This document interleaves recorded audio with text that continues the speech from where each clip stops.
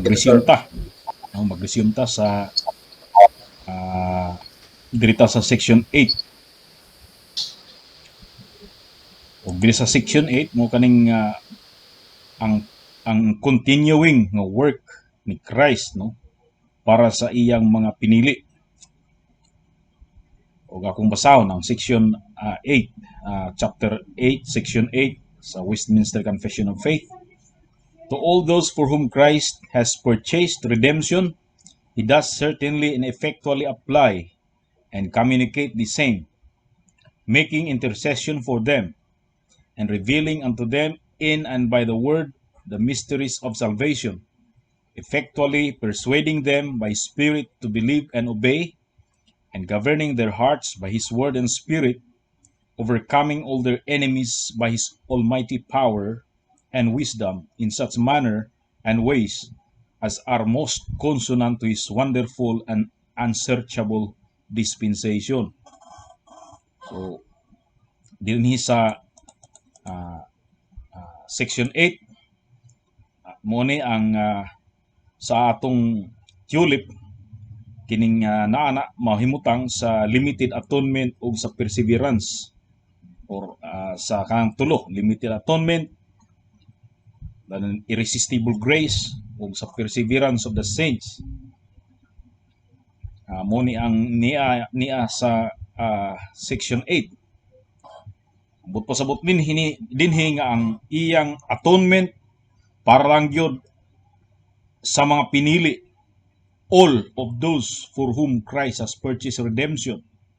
No, ang all diha nagrefer sa mga pinili.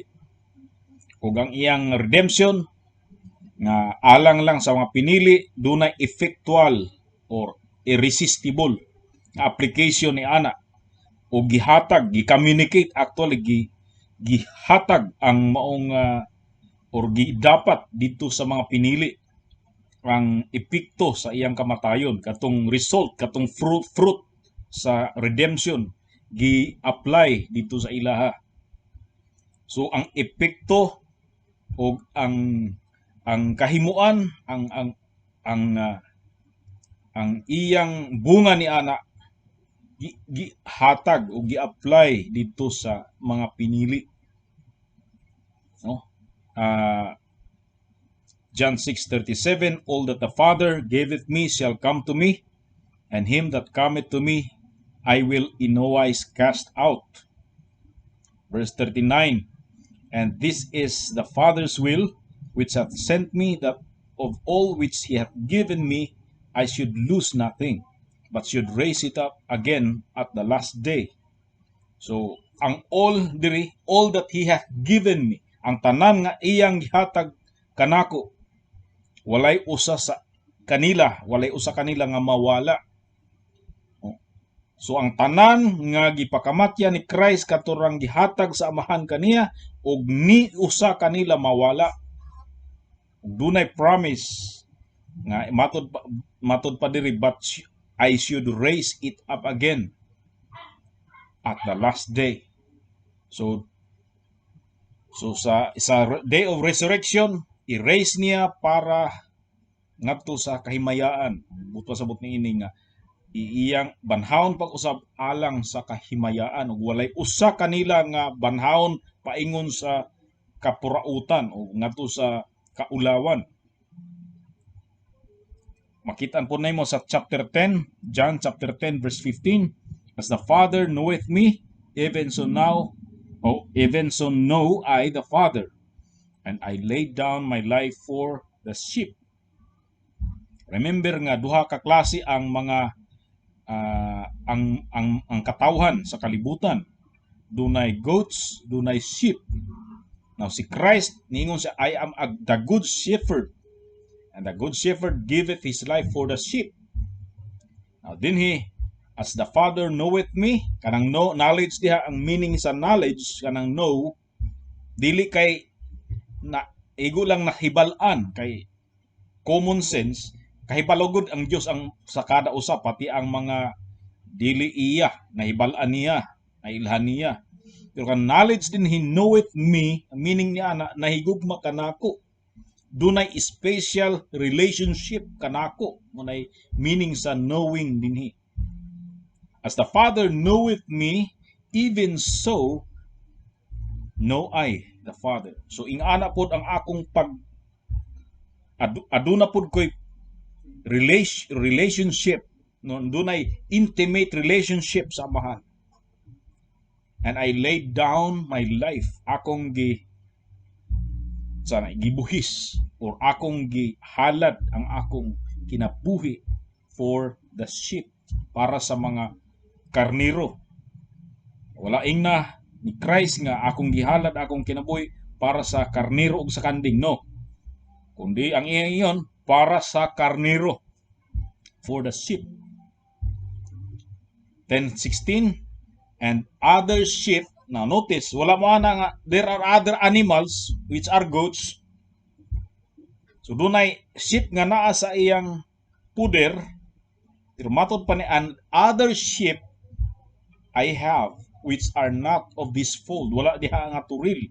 Wala diha sa maong turil ang uban nga sheep. Pero namatay siya tanan nga sheep, apil tong naa sa sulod sa turil o tuwa sa gawas sa turil.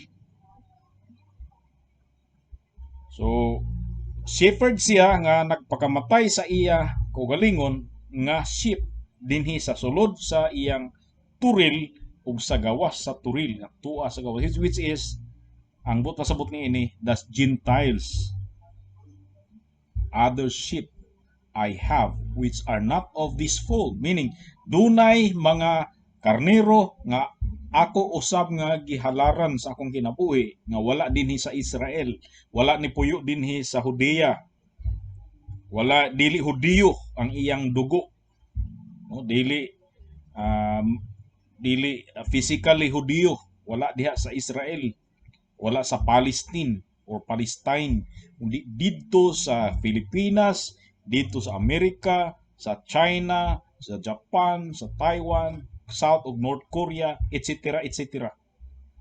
Mo to ang gitawag ni Christ nga other sheep I have which are not of this fold, them also I must bring, and they shall hear my voice, and there shall be one fold and one shepherd.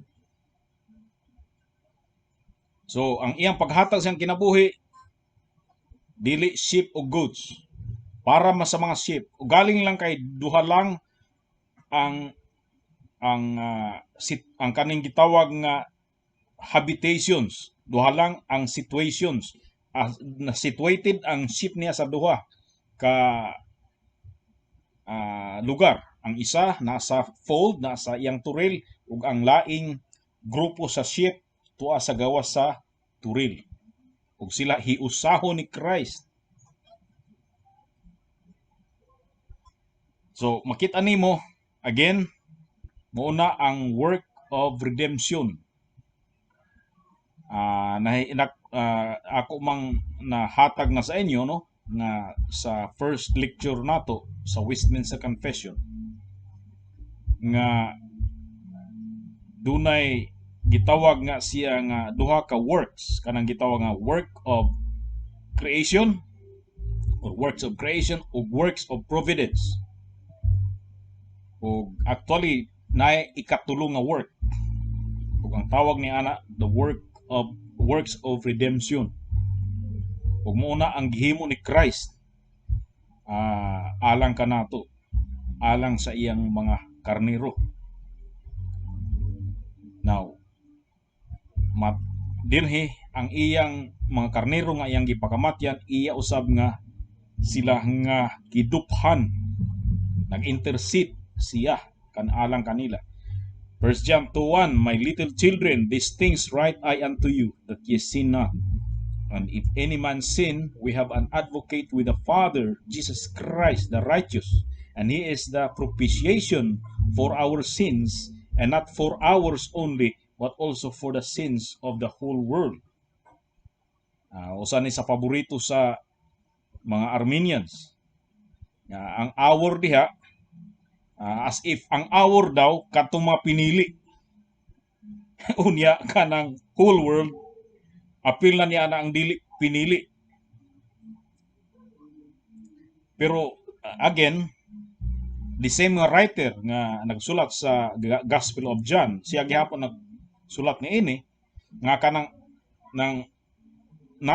hour diha, meaning ana kadtong mga tao nga ilang nakitaan, ilang na-convert sa ilang panahon, mga churches sa ilang panahon.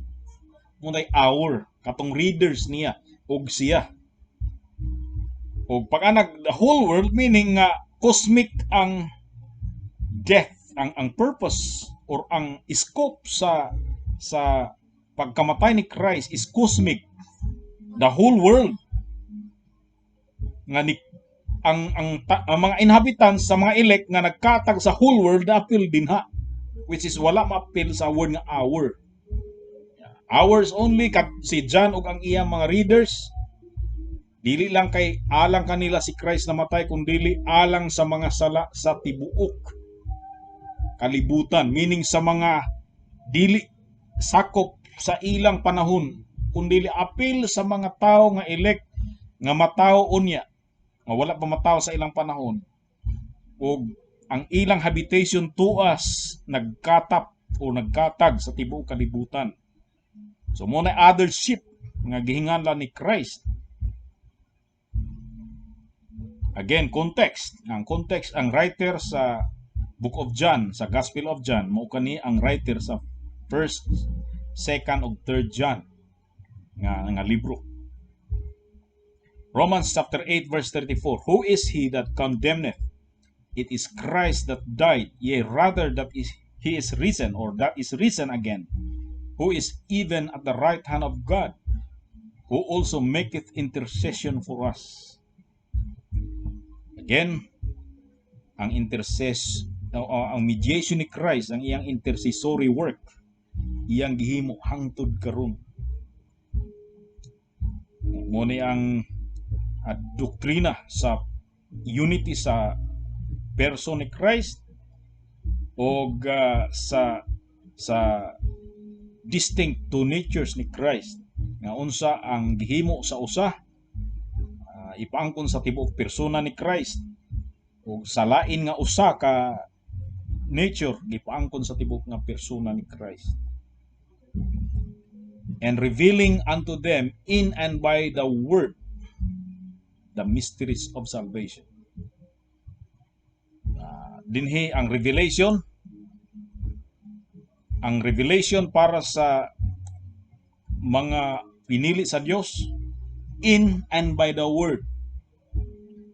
So dili pwede nga ang mga gipakamatyan niya maluwas lang, wala kahibalo sa gospel. Naamang gikatudloan ambot kung niabot ba sa inyo kining mga hyper Calvinists diha sa dapit sa Zamboanga. Kaya ang hyper Calvinists niabot sa Pilipinas, ug kini sila ang nagdala sa mensahe nga ang actually matod nila dunay mga tao nga gipakamatyan si Jesus Christ. Pananglitan sa China karon or sa North Korea, dunay mga North Koreans, although wala sila nakadungog sa gospel, anyat namatay si Christ alang kanila. Ug mamatay sila bisan patuod nga wa makagbarti sa gospel, anyat tungod kay apil sila sa gipakamatyan ni Christ, maluwas sila. So pag abot sa langit, matingalan lang sila, uy, iya mo ko sa langit. Muana dahil ang Ginoo ditong apil man ka sa gipakamatyan. Apil man ka sa gipakamatyan ni Christ. So dito murag mahayagan sila nga, uy, salamat nga imo kung wa ko kaila sa imo, wa kahibalo, wa ko kadungog sa gospel. So para sa mga hyper Calvinists, dunay mga gipakamatyan si Christ nga di makadungog sa gospel, anya tungod kay apil sila sa gipakamatyan, bisag di sila kadungog sa gospel, maluwas sila. Ug matingala da ma-regenerate sila nga walay word, ug subsequently walay word nga ilang mabatian, ma-regenerate sila, ma-born again sila, pero ang ilang relihiyon Buddhist, alang relihiyon Taoist, or Muslim. So Mato nila apil sa gipakamatyan. So si Christ lang gihapon ang savior ana nila, pero wa lang sila kahibalo. Pero dinhi way makit-an nimo nga pinili sa Dios nga di niya paabtan sa ebanghelyo. Ang tanan nga pinili sa Ginoo maabtan gyud na siya sa ebanghelyo. Ug kung adunay mga tawo nga wala maabti sa ebanghelyo, mamatay na lang wala sila makabati sa ebanghelyo. Makaingong gyud ta nga kanang mga tawhana kung naadto sa impyerno dili tungod kay wala sila naabtan sa ebanghelyo. Naadto silang impyerno tungod kay nakasala sila kang Adan. Apil sila sa pagpakasala dito kang Adan. O angay lang po gyud sila sa impyerno. Angayan gyud. So, kanang mga tawhana di nato mingon nga biktima or inosente nga giadto lang sa Ginoo sa impyerno. Luoy wa maabtig maayong balita, no. Ang tanan nga pinili sa Dios iya gyud nga aduna gyud panahon nga gitakda sa Dios nga maabtan sa iyang pulong. So i-reveal dito kanila dili murag revelation sa mga Pentecostals o Charismatics. Kung dili ang revelation is in and by the word. Meaning sa biblical preaching of the word ang revelation. O kana mo ang mysteries of salvation. No? Atong tanaw sa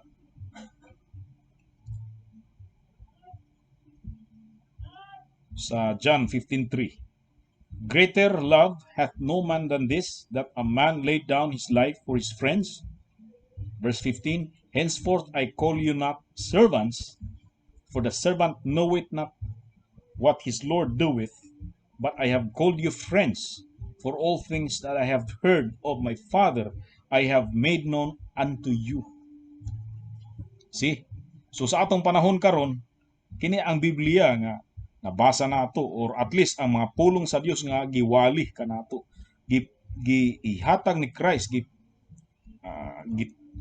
iyang by his pleasure iyang gi-reveal pinaagi sa preaching sa gospel. So that's why dili ta niya tawgon nga servants or slaves. Kaya ang mga servants or slaves di gyud ug wa sila'y rights nga makialam unsa ang hunahuna sa ilang master.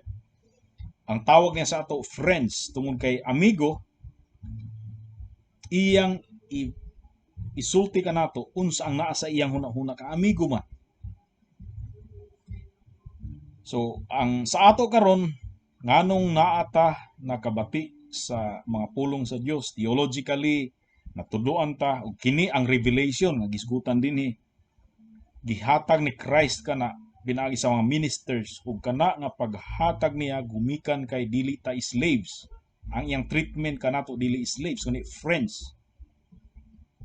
Ephesians 1:7, in whom we have redemption through his blood, the forgiveness of sins according to the riches of his grace, wherein he hath abounded toward us in all wisdom and prudence, having made known unto us the mystery of his will, according to his good pleasure, which he hath purposed in himself. So, ang pasabot ni Paul, having made known unto us the mystery of his will. Grabe ka privilege nato nga gipadayag sa ato ang iyang misteryosong kaisipan nga kaniadto wa gyud ta mahibalo kung unsa raman gyud ta. Ako pasalamat ug dako kay kog salamat sa Dios, at least nakaila ko kaniya pinaagi pod sa mga previous nga mga tao or mga friends or mga pastors, mga professors or mga mentors nga diin nagtudlo ug pinaagi kanila nakakat-on ko sa pulong sa Dios, and still mukat-on hangtod karon ug kita tanan ingana kung wala ang Dios mo padayag sa iyang kabubuton kanato wa gyud tay nakat-unan. Salamat sa Dios ni ana. So ang monay buhat ni Christ nga iyang hangtod karon nagapamuhat gyapon siya, nagapanudlo gyapon siya pinaagi sa mga ministers. John 17:6, I have manifested thy name unto the men which thou gavest me out of the world. See, I have manifested thy name. Thine they were, and thou gavest them me, and they have kept thy word. So, akong gipadayag kanila ang imong ngalan. Sa Old Testament, nisulti si Yahweh kang Moses nga wa niya isulti, wa niya ipadayag ang iyang ngalan sa mga patriarchs, sa sinaunang mga patriarchs. Ug karon si Christ sa iyang panahon karon, nisulti si Christ dinhi. Ug nagampo siya sa kanang high priestly prayer ni Christ sa John 17 nga iyang gimanifest ang iyang ang ngalan sa Amahan dinhi kanato. Unsa ka pribilehiyo kita. So again, in and by the word, dili pinaagi sa damgo. Sa atong panahon, di pinaagi sa ining pananawon, kundi pinaagi siyang pulong. Effectually persuading them by His Spirit to believe and obey, and governing their hearts by His word and Spirit. So, ang namuhat din hangtod karon si Christ lang yapon, effectually persuading us.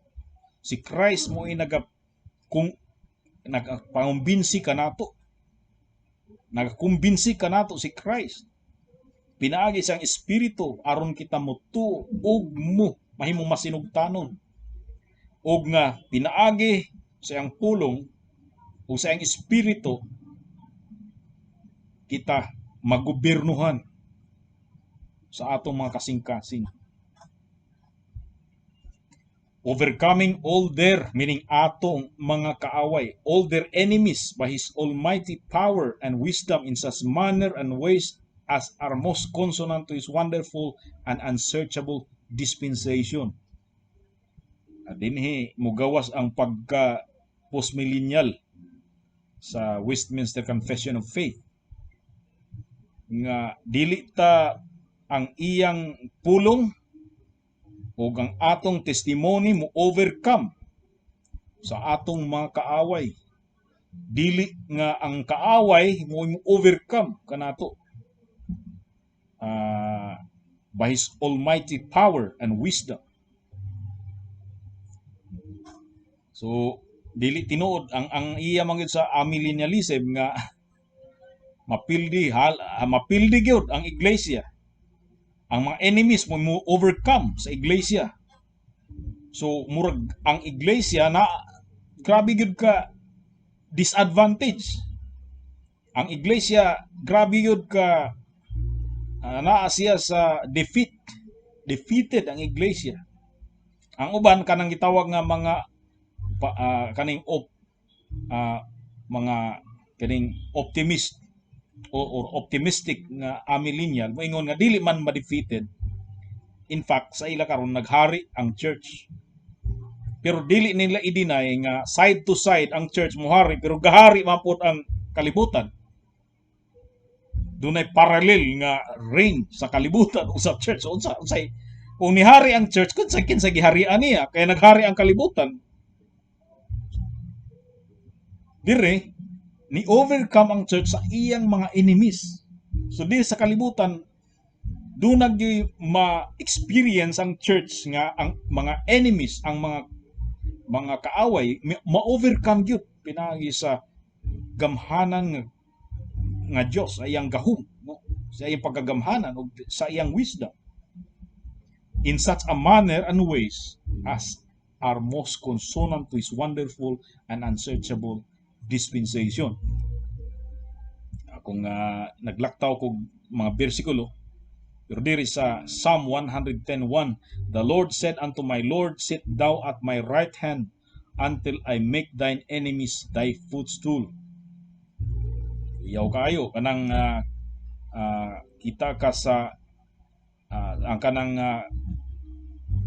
trono wa man ta kita wa dili man kining atong lugar is republic, di man nga dili man monarchy ang atong lugar, atong nasod. Pero kung adto kag mga lugar nga ang nasod nga dunay mga hari, sa trono dunay tungtunganan sa tiil ang mga hari. Ug sometimes kung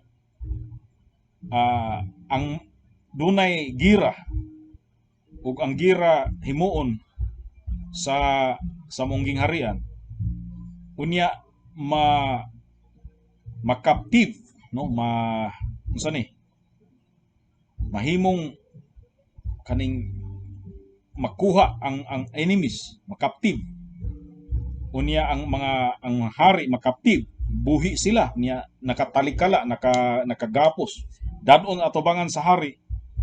Humani ana paludhon sa atubangan sa hari og ang kining tiil sa hari, ang lapalapa sa hari diri ibutang sa kining liog sa kaaway. So instead nga footstool kanang butanganan siyang tiil, ang nahimong butanganan karon sa tiil niya mao ang neck sa iyang kaaway. So ang ginapos nga hari, ang kaaway nga hari, buluhod sa atubangan niya o ibutang ang iyang lapalapa, himoong footstool ang iyang liog sa iyang kaaway. Kana ang making of enemies footstools. Munang si Christ sa pagkakaron, nagakanker si Christ karon. Ug ang conquest ni Christ wala mahuman ug ma-finish ra, ma-perfect gyud ang iyang conquest sa tanan nga enemies kung madala na ang enemies sa iyang atubangan o ikapatong na ang iyang lapalapa sa liog sa iyang kaaway. So kanang panahon nga matungtong na ang iyang lapalapa sa liog sa iyang mga kaaway, mo na panahon nga muapil na og hari ang iglesia. No, I believe nga wala pa ta sa millennium. I believe nga ni hari si Christ, pero ang paghari ni Christ igo lang ni resume ang iyang paghari nga wala siya no wala gigib iyang murag iyang gidinay ang iyang kaugalingon sa paghari sa diha nga naa siya sa state of humiliation, pero sa diha nga gi-restore kaniya ang paghari, sa dihang lift up siya sa amahan, sa dihang extol siya that his name was the name above every name. No? So gi-extol siya sa kahitasan. So dito gi-restore kaniya ang previous na status niya as king of everything and as king of the church. So nagakanker si Christ, hangtod nga nagakanker. He came conquering and to conquer. Unya hangtod karon nagakanker gihapon siya pinagi sa preaching sa gospel.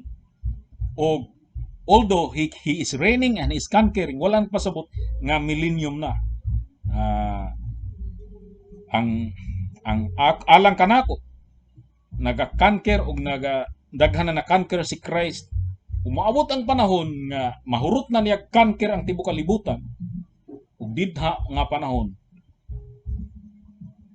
moabot ang millennium, ang golden age para sa church. Ug ang church pod muhari kauban si Christ. No, dunay partnership, dunay sharing sa pag-reign sa enemies. Mo-share ang church para sa pag-reign against the enemies.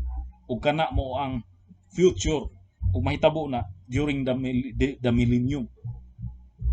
Ug sa diha nga moabot ang millennium, muna pod na siya ang muaser paingon sa second coming ni Christ nga personal o physical nga coming ni Christ mo abot siya, no. So moabot si Christ muna siya dunay gamay nga disturbances, no, cosmic disturbances pag abot niya, kay mo man na ang panahon nga diin dunay general resurrection ug mapadayon ang pag-reign ni Christ, no. Ug ang church usab forever mo reyna kauban niya ang church.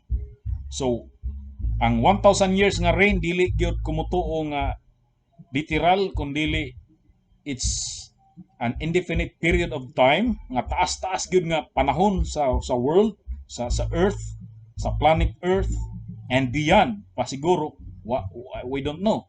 Pero ang dili gyud ingon nga literal nga mo reign ang church with Christ in 1,000 years, kung dili usa ka taas-taas nga panahon mo reign ang church with Christ. That time wala nay lugar sa kalibutan nga dili mo baw kang Christ. That time nga mo reign ang church kauban ni Christ, ug kana preparatory na para sa second coming ni Christ. So anang panahon nga moabot si Christ, na prepare na ang tanan ug ang church mo ay naga-prepare sa tanan. Pero before sa coming ni Christ, dunay gamay nga period sa apostasy, no, nga ang gireign ang katong giharian nga mga nasod ay buhian si Satanas na gamay nga apostasy, ug ana nga apostasy nga gamay nga panahon, no. Ang si Satanas, no, ang dunay tao nga murag epitome ni Satanas nga tao, ug kana nga tawhana muoy mo lead sa tanan nga nasod o sa majority sa mga nasod nga mo rebelde against the church. So dunay gamay nga resurgence sa paganism o sa belief niini, ug dunay gamay nga panahon nga diin dunay rebellion ang Dios, ang most sa mga katawan sa kalibutan. Pero dili sila mo dugay, kay dili pagani sila makapurma, moabot na si Kristo og unya sila iyang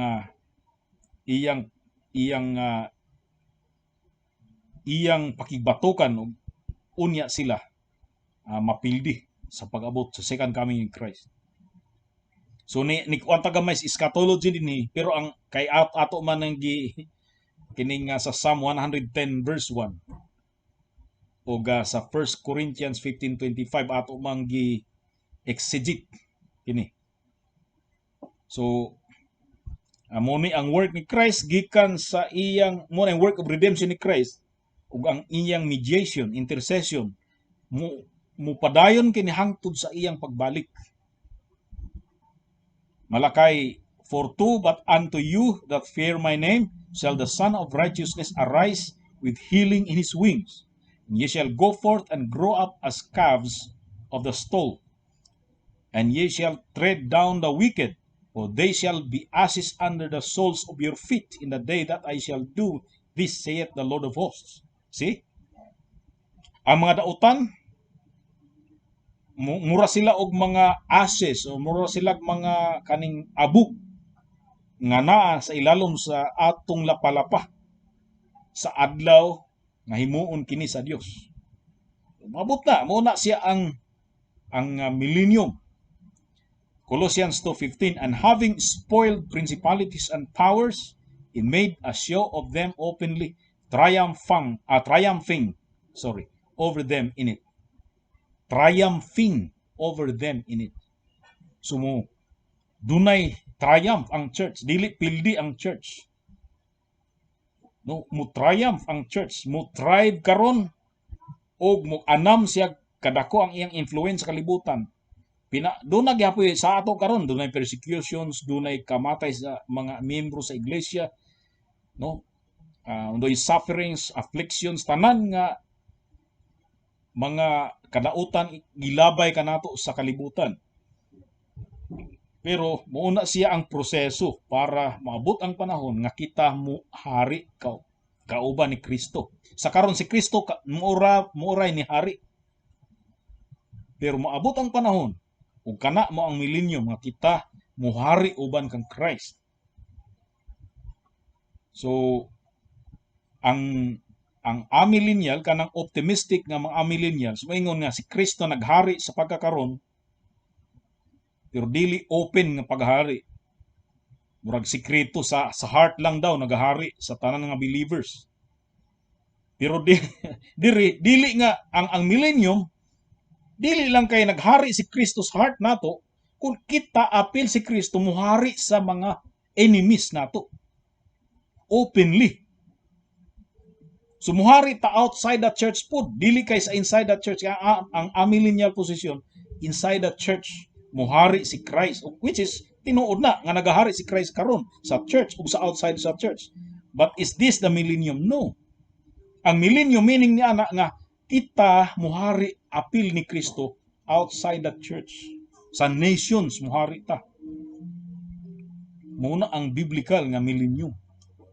So dinhi mga kaigsuonan natapos ang work ni Christ, ang iyang work of ginang gitawag nato nga redemption or kanang gitawag nato nga tuluman ang works of creation, works of providence, ug ang ikatulo is kanang works of redemption. Any question?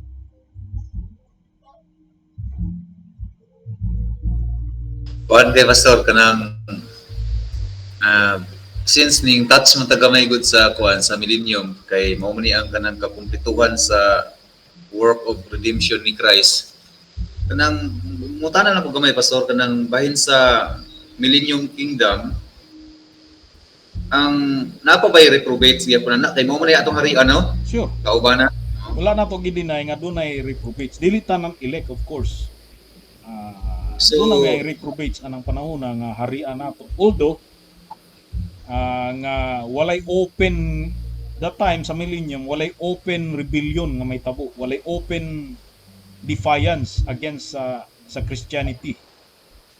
Privately do dili ganahan privately pero openly publicly ang tanan gyud do panag-uyunay nga ang Christianity si Christ gyud mo ang Lord. Pero privately, individually do mga reprobates anang panahon sa millennium. Pero dili sila makalihok tungod kay si Satanas gapos man. Yes. So napay civil magistrates ana pastor. Yes, ang that's why apil ang nation kay ang mga constitutions kanang panahon ang mga countries of the world anang panahon tanan ma-convert actually dili nga di lang kay ingon nga personal conversion kundi as a whole collective body nga mo profess na sila nga ang tinuod gyud nga religion mo ang Christian religion. So anang panahon pati na ang Arab worlds no, ang Arab, ang Mecca nga dito mo migrate or mo kaning dunay pilgrimage ang mga Muslim kada panahon sa Ramadan o kada panahon sa ilang mo pilgrimage sila sa Mecca para dito mo simba sa Kaaba. Pati kana nga lugar Mecca, ang tanan nga Arab countries ma-convert as a nation mo ingon nga dili Muslim ang religion nga establish sa Dios, kundi ang religion nga establish sa Dios mo ang Christianity. Mo gihapon sa Vatican, ang Vatican naamang gyud ang Roman Catholic. Pati ang Vatican that time dili na gyud ingon nga openly mo simba sa Dios. Di na gyud openly si Mary mo ilang appeal sa ilang salvation, kundi moingon gyud ang Vatican that time nga ang Papa dili na makasave, si Christ ra ang Savior of Lord. Mo gihapon ang mga countries nga gidominahan sa Buddhism no, sama sa Tibet. Ang Tibet mo umampun na diha ang daghan mga monks mga monghe sa Buddhism. Ang Tibet ma-convert gihapon. Ang ilang country mismo mo profess ang ilang country, pati ang kaning Bhutan, no? Ang Bhutan karon ang kuanong gina grabe ka strictly Buddhist. Di sila mangaon og mga bisag unsa nga hayop, di mo kaon. Gulay ra gyud. No, tanan nga mga lugar nga karon gi dominahan sa mga false religions. Panahon sa ang gospel mukatag na ang mga lugar, mudawat ang mga lugar sa gospel, dunay daghan nga conversion ug majority sa mga tao mo profess og Christianity. Of course, wa man tayo because they profess immediate automatically makaingon tanga elect sila, pero ang profession sa majority ana mga lugar Christianity na. Apil ang mga civil magistrates, apil ang mga politiko, ug apil na sa balaod nila, i-apil sa balaod, apil sa konstitusyon nila ang Christian principles ug si Christ i-acknowledge nila as Lord. So ang tanan nga nasod mo profess sa Christianity during millennium. Okay. So, nindot no? Nindot nga nana. Pero, before mo balik si Christ, kana nga klase nga kahimtang nga nindot kayo, kadyot dunay gitawag og revelation. Apostasy. Apostasy, oh. Dunay kadyo kay buhian man si Satan. So ang spirit sa ang demonic spirit, no, o ang paganic religions mo dunay revival kadali unya politically o ecclesiastically o politically, dunay backlash, dunay rebellion against Christianity. So dunay revival sa pagan religion, doon na po'y public renunciation sa Christianity sa majority sa kanasuran. Pero sa di pa gani sila mo conquer kay ang ilang tuyo is to conquer, no, ang conquest sa tibuok kalibutan ng tuyo nila. Sa dili pa gani mahitabo gyud nga dunay conquest worldwide, moabot na si Kristo para isumpuon sila, para ihindir ang ilang buhat. Tama. Nindot. Okay. So, any other question? Kung wala na question, muin pa. Okay, wala na ba, Pastor? Okay, so salamat ug mag-aampo ta. Amahan namo nga labing balaan nga Dios, kami nagapasalamat tungod ni ining orasa nga kami sa gihapon nakakaton sa imong mga pulong, nakakaton sa theology, introductory sa theology nga mo ang Westminster Confession of Faith. Ining orasa kami nagaampo na ikaw magapanalangin sa matag-usa kanamo, sa mga estudyante sa The Lord Seminary. Kami makaila kanimo ug ang among growth musangko dito sa pagkinabuhi nga balaan, sanctified life ug pagkinabuhi ingon nga mga matuod nga mga anak. Ang among profession madapigan ug maprotektahan ang among testimony dinhi sa kalibutan. Ug nagaampo kami Ginoo nga ikaw mag-bless sa iglesia sa Agusan, mga kaiglesia,hanan sa Agusan o kaiglesia,hanan sa tibuok Pilipinas, sa Mindanao usab o bisan pa diha sa Zamboanga, sa Pagadian. Kami nag-ampo nga ikaw mag-bless sa iglesia diha sa ilang pag-reform gikan Ginoo sa unbiblical doctrines ngadto sa biblical nga doctrines and practices. ikaw magagiya sa ilang pastor, si Pastor Alvin, ug nagampo kami nga imong padagayaon ang kahibalo ug ang kaalam ug ang grasya ni anang iglesia. Ug kanamo usab nining gabhion na magapanalangin ikaw sa among tanan. Ug salamat again sa imong mga pulong among nakat-una. Kini among giampo ug among gipasalamatan. In the name of Christ. Amen. Amen.